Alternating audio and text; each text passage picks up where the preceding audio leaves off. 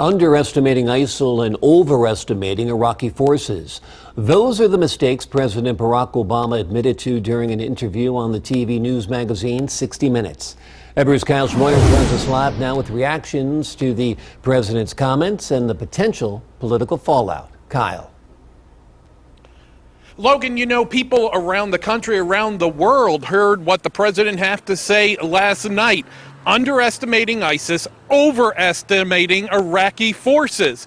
Now we're in the situation we face. And so we asked our political analyst here in Philadelphia today to weigh in on this latest candid admission.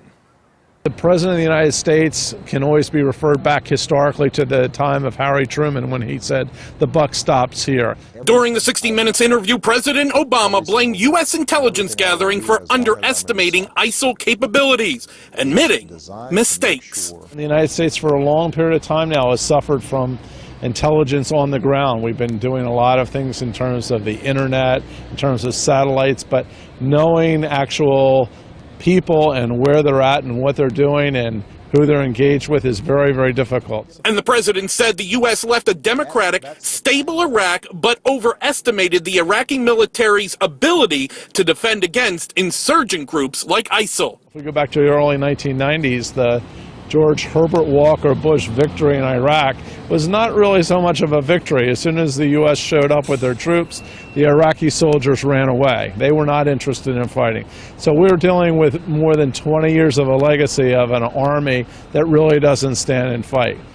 Now, with bombing campaigns ongoing in northern Iraq and Syria, many wonder what's next. Some in Congress, which is officially in recess until after the November midterm elections, think they should be called back and consulted by the president. Congress wants to have it both ways. They want to be able to say that they were consulted and they made a decision, but they also have to recognize when that happens, they have to assume responsibility.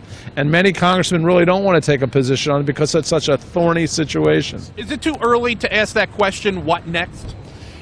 I don't think there is a too early. You want to plan, you want to have contingencies for different alternatives. But at the same time, we may not be in a position to really know. I think in many ways, the Free Syrian Army is going to become more of our eyes and ears on what's going on over there.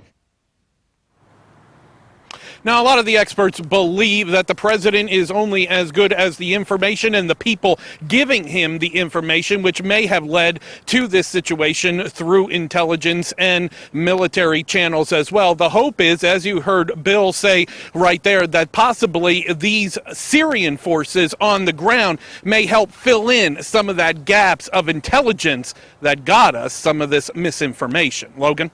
It's interesting in listening to the president last night. It really wasn't a Harry Truman-like statement saying the buck stops here. In fact, he seemed to blame the military for the bad intelligence about ISIL and the Iraqi fighters. Yeah, absolutely. And you know, those fingers pointing back at both the military and also our intelligence as well. Many of those people also have stepped forward and say, we weren't on top of this at this point. But as we all say, we know the president is the face of this nation. He is the commander in chief. He's the one that has now sent these forces, albeit just airstrikes right now, back into that area. And so ultimately, the buck does stop with him. And if people have complaints, opinions, whatever, he's going to be the one fielding all the pressure of this. Make no mistake about it, there's a lot of pressure hinging on this going forward. Absolutely. Kyle Schmoyer reporting live tonight. Thank you so much for that report, Kyle.